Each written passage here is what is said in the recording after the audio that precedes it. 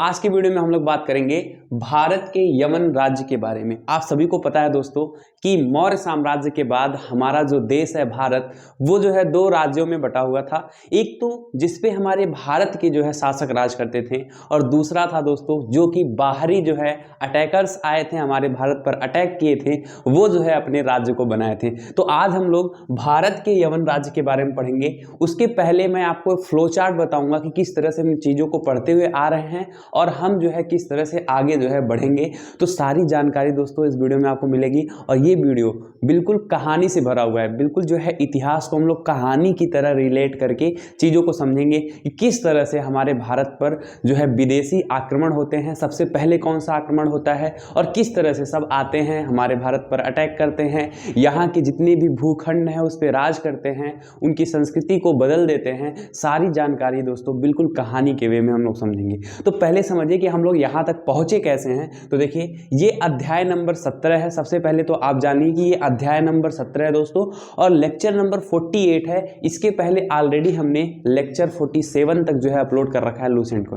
आप सबको पता है दोस्तों कि हम लोग लूसेंट जीके को बहुत ही सिस्टमैटिक वे में, बहुत ही अच्छे ढंग से दोस्तों इस तरह से बिल्कुल फ्लो चार्ट व डायग्राम के माध्यम से लूसेंट की बुक जो होती है उसको कवर कर रहे हैं। और आज हमारा लेक्चर 48 होने वाला है और अध्याय 17 होने वाला है, जो कि है भारत के यवन राज्य। आप सभी लोगों को लूसेंट के पहले ही पेज पर विषय सूची मिलेगी। ध्यान से देखिए, आपकी स्क्रीन पे शो हो रहा है कि अध्याय 17 जो है वो है भारत के यवन राज्य। और इसी तरह से हम लोग दोस्तों एक एक अध्याय को पढ़ते हुए आ रहे हैं।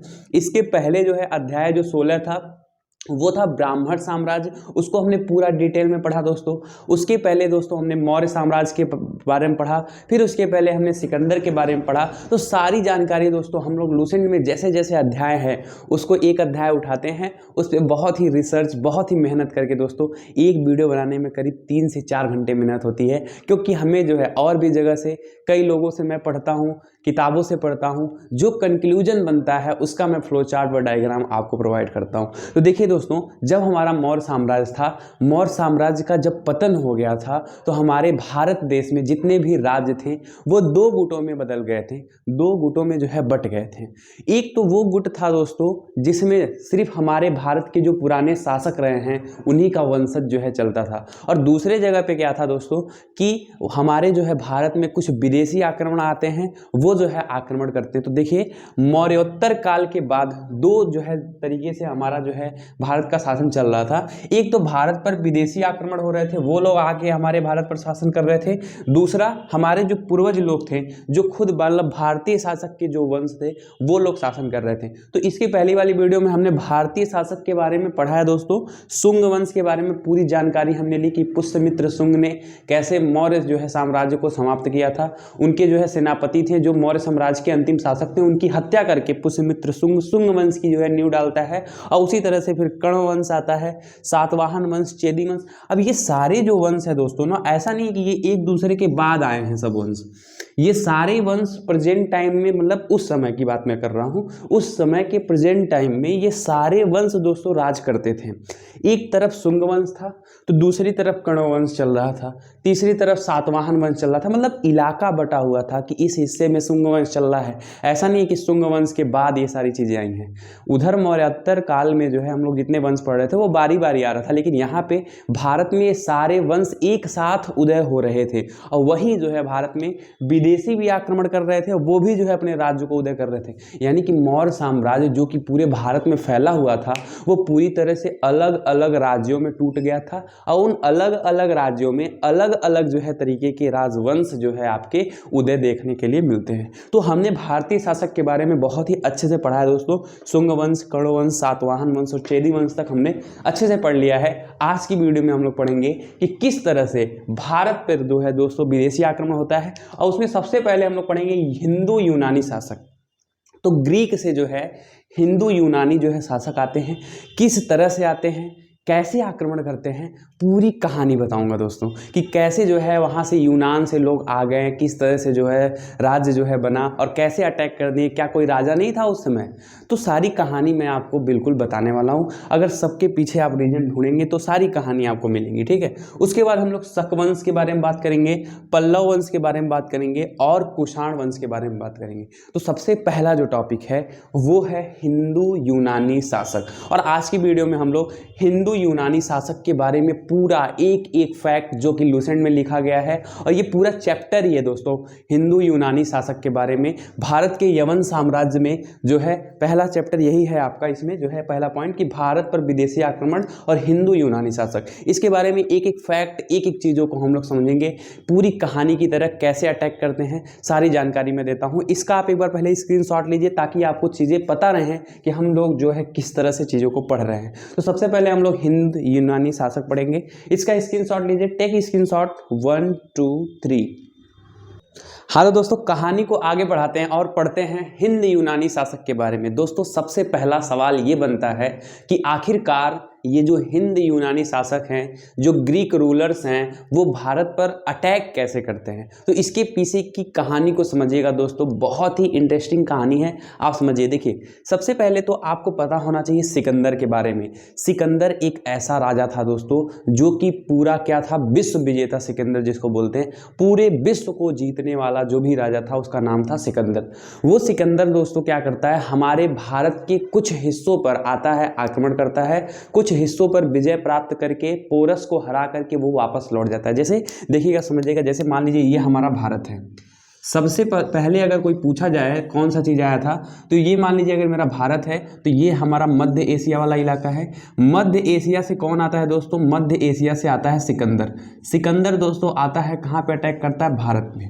अब भारत पर सिकंदर अटैक करता है जब, तो ये पूरे भारत को नहीं जीतता है, वहाँ ब्यास नदी से ही मुड़ करके वो क्यों चला जाता है, पीछे चला जाता है, क्योंकि वहाँ चाणक्य की नीति होती है। ये सारी चीज़ें मैंने पढ़ा रखा है पिछली वाली वीडियो में, ठीक है। सिकंदर जब आता है, अटैक करता है, तो उसके साथ उसका एक सेनापति आता है जिसका नाम रहता है सेल्यूकस निकेटर। कहानी समझिएगा, सेल्यूकस निकेटर भी आता है। तो सिकंदर जाता है तो उसकी बेबीलोन में क्या होती है, मृत्यु हो जाती है। लेकिन सेल्यूकस निकेटर दोस्तों जो कि ग्रीक का रहता है, वो पूरे मध्य एशिया में, यानी कि जो एशिया वाला भाग है, पूरे मध्य एशिया में क्या करता है दोस्तों, अपने राज्य को स्थापित करता है, बहुत ही अच्छा साम्राज्य स्थापित कर लेता है। उसके बाद दोस्तों ये क्या करता है, ये कोशिश तो करता है चंद्रगुप्त मौर्य के समय में ही अटैक करता है हमारे भारत पे, लेकिन चंद्रगुप्त मौर्य जो है वो सेल्यूकस निकेटर को हरा देता है और सेल्यूकस निकेटर अपनी पुत्री का विवाह भी चंद्रगुप्त मौर्य के साथ करता है। ये सारी कहानी हम लोग पढ़ चुके हैं। तो वहीं से ग्रीक रोमन ग्रीक जो है आपके आए हैं अटैकर्स, तो वहीं से धीरे धीरे आए हैं। सबसे प्रथम अगर प्रमाण देखा जाए हमारे भारत में मौर्य कालीन के बाद सबसे प्रथम प्रमाण अगर मिलता है तो वो जो है आपके एक मिलेंगे एंटियोकस द्वितीय के समय में। एंटियोकस द्वितीय के समय में दोस्तों इनके जितने भी राज्य बने होते हैं सेल्यूकस निकेटर के, वो पूरी तरह से क्या होते हैं, टूट जाते हैं। देखिए कहानी समझिए। पहले सबसे पहले तो ये हमारा भारत वाला इलाका है। इस पूरे मध्य एशिया पे किसका राज रहता है, इस पूरे मध्य एशिया पे राज रहता है सेल्यूकस निकेटर का। किसका राज रहता है दोस्तों, सेल्यूकस निकेटर का राज होता है।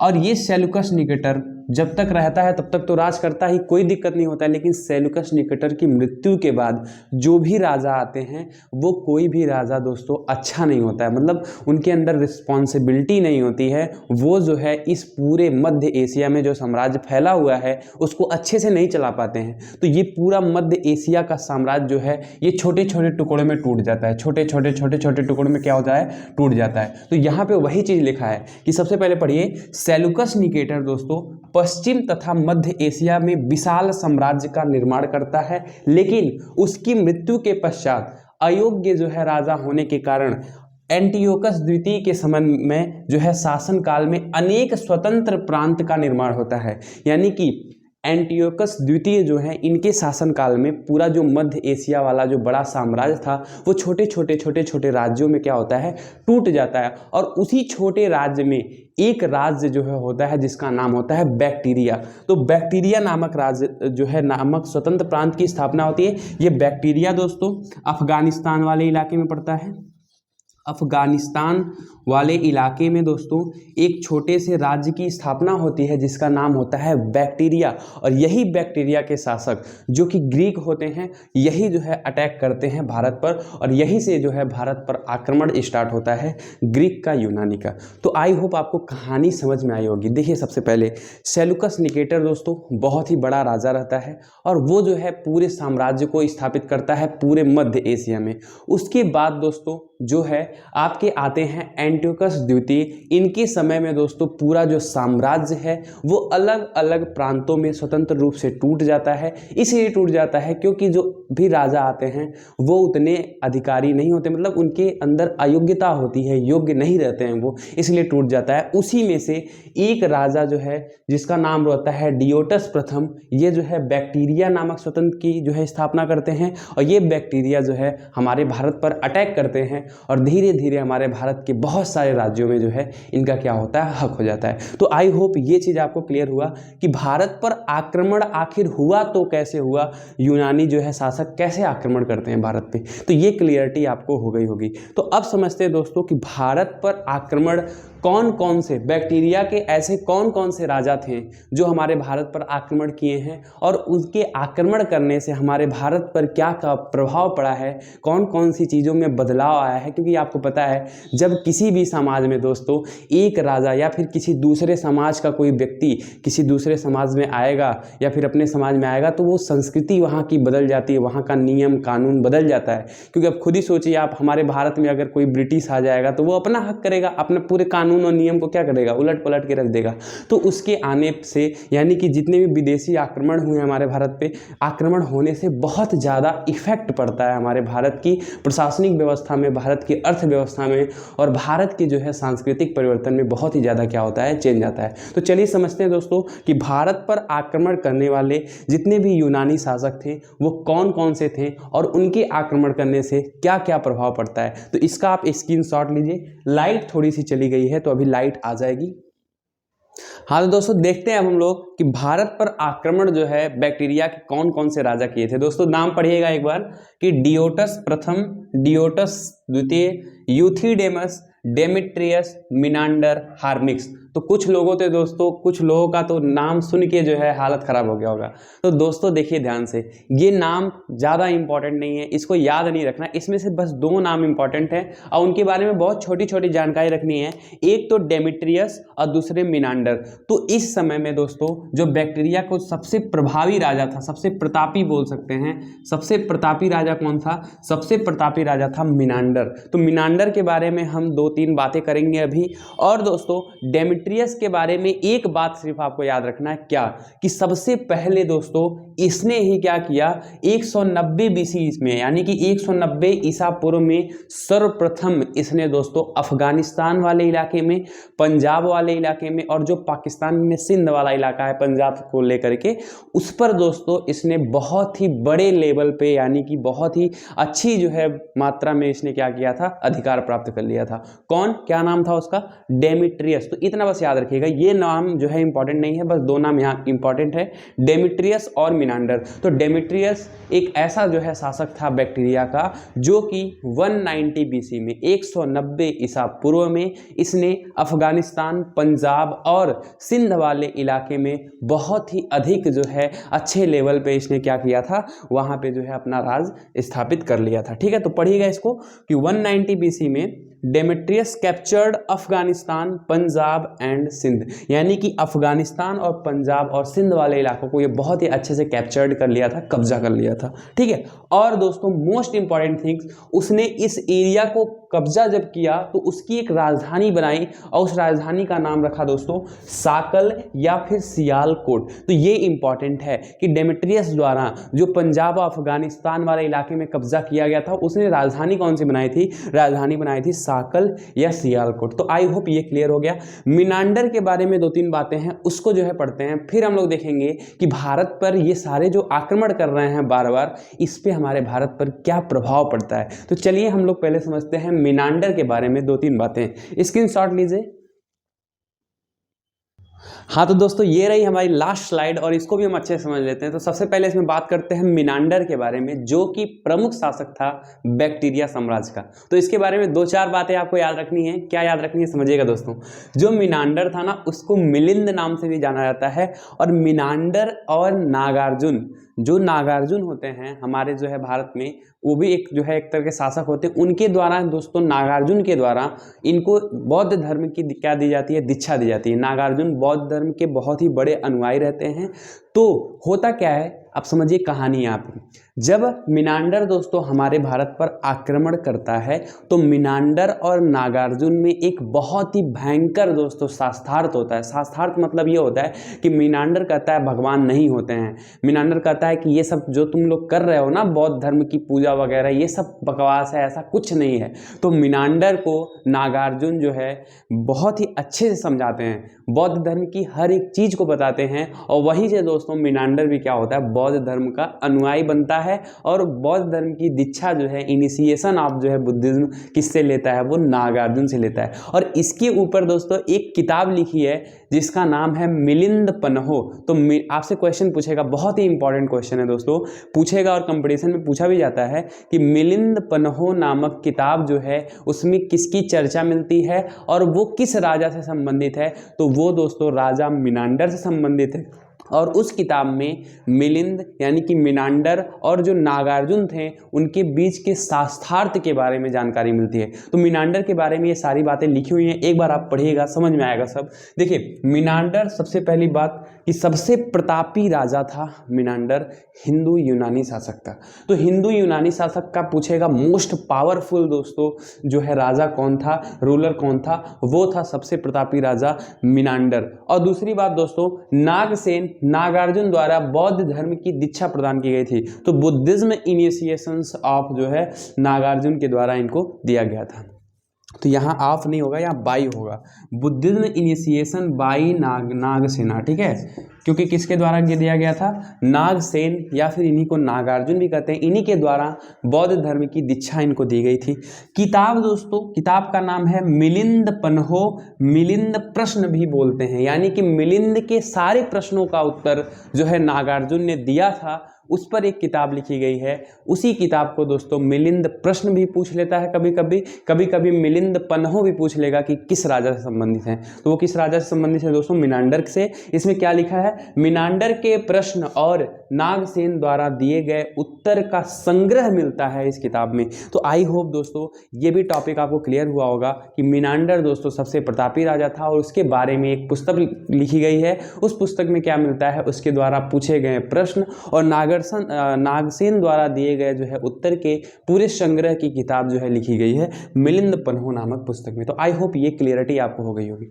अब समझिए दोस्तों मोस्ट इंपॉर्टेंट इम्पैक्ट जो है, सबसे इंपॉर्टेंट टॉपिक ये है कि जब भारत में यूनानी शासक आक्रमण कर रहे हैं या फिर कोई भी जो है देश का अगर शासक हमारे भारत में आक्रमण कर रहा है, तो उससे हमारे भारत की संस्कृति स्वभाव में बहुत ही ज़्यादा चेंजिंग होता है। आप खुद ही एक बार सोचिए, जैसे अगर आपको भेज दिया जाए जो है ग्रीक में, तो ग्रीक में जाने का मतलब ये है कि ग्रीक का पहनावा, ग्रीक का खान पान, ग्रीक का रहन सहन आपको अलग देखने के लिए मिलेगा। तो आप अगर जाओगे ग्रीक में, तो आप यहाँ क्या खाते हो, यहाँ दाल चावल खाते हो, वहाँ भी लोग दाल चावल ही खाते हैं, लेकिन यहाँ आप सिंपल शर्ट जींस टाइट करके घूम रहे हो सकता है वहाँ पे लोग जींस शर्ट ना पहनते हो। तो आप जाओगे वहाँ पे जींस और शर्ट पहनोगे तो आपको देख करके लोग वहाँ भी पहनना स्टार्ट करेंगे, यानी कि वहाँ के समाज में चेंजिंग आने लगेगी। तो जब कभी भी एक देश से दूसरे देश के लोग जब आक्रमण करते थे, तो आक्रमण करने के बाद आते थे, जैसे मान लीजिए ग्रीक से कोई आक्रमण किया हमारे भारत में,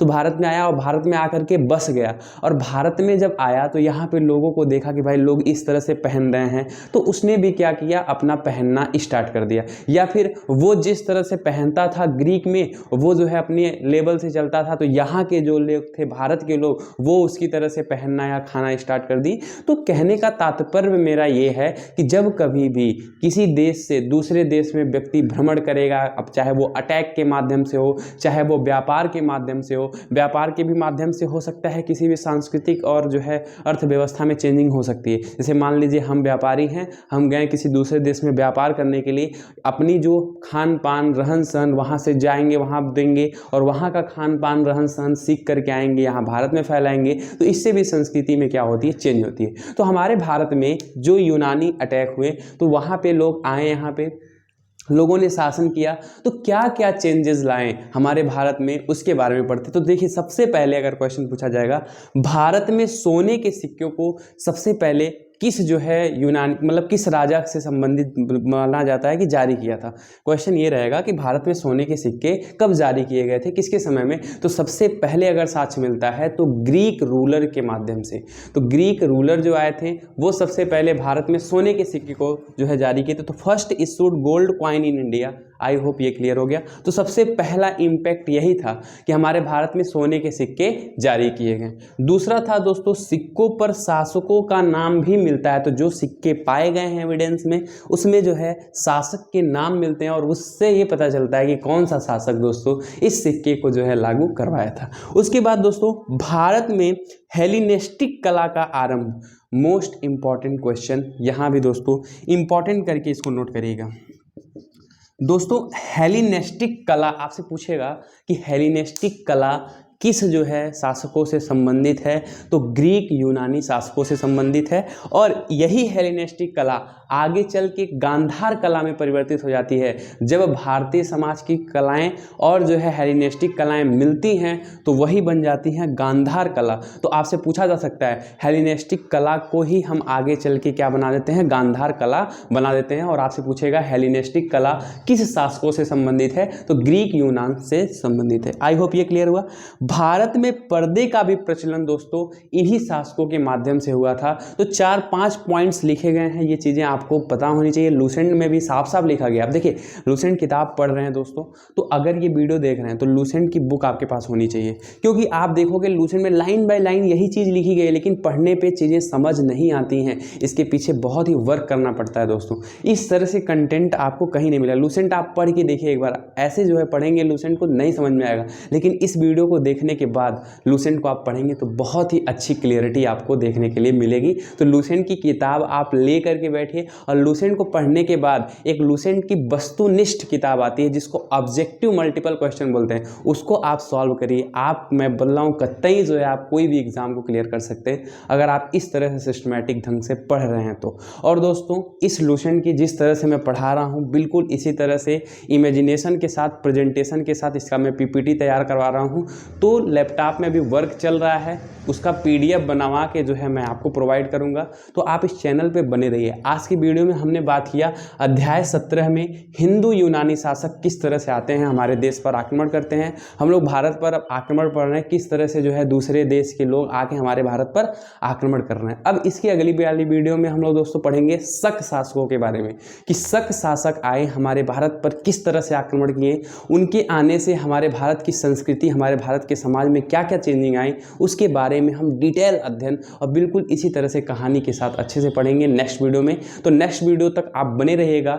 और कैसी लगी ये क्लास, अपना जो है कमेंट जरूर दीजिए, क्योंकि आप कमेंट करते हैं तो मुझे एक उत्साह मिलता है, एक प्रोत्साहन मिलता है, और वीडियो बनाने में और भी जो है मज़ा आता है। तो दोस्तों, काफ़ी मेहनत हो रही है, एक वीडियो बनाने में करीब 3 से 4 घंटे जो है मुझे लगते हैं। तो अपना प्यार और सपोर्ट दीजिए। मिलते हैं नेक्स्ट वीडियो में एक नए टॉपिक के साथ। तब तक के लिए पढ़ते रहिए, हंसते रहिए। जय हिंद, जय भारत।